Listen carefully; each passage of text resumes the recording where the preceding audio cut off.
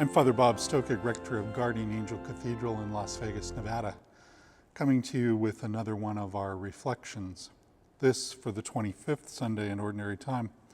We encourage you, if you find this valuable, to subscribe to our channel so that as new content gets posted, both reflections like this and also some musical offerings, you'll get first crack and notification that they're there.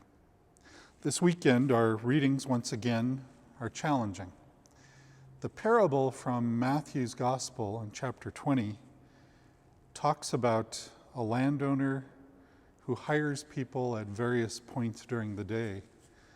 And all that seems well and good until, of course, the punchline, as there always is in one of Jesus' parables. At the end, the people hired who worked only an hour or so during the day received a full day's wage, and those who had gone out into the field early were resentful because that full day's wage was the same that they got.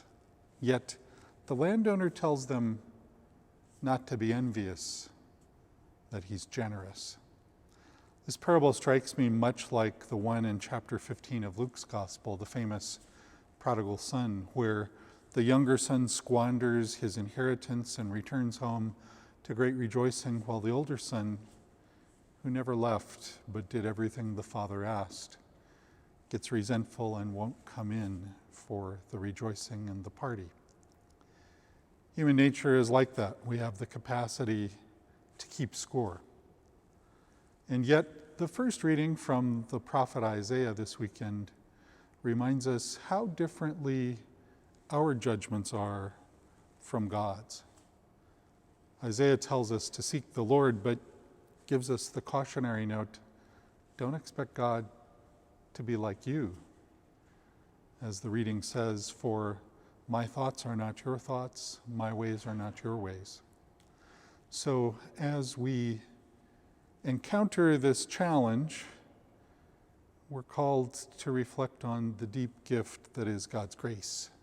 To remember that salvation is not something we earn, but something that has been purchased for us with the passion, death, and resurrection of God's only Son, Jesus. So this week, I invite you with us to continue to sort through those places in your life where you might have resentments. And let this parable challenge you to work through them.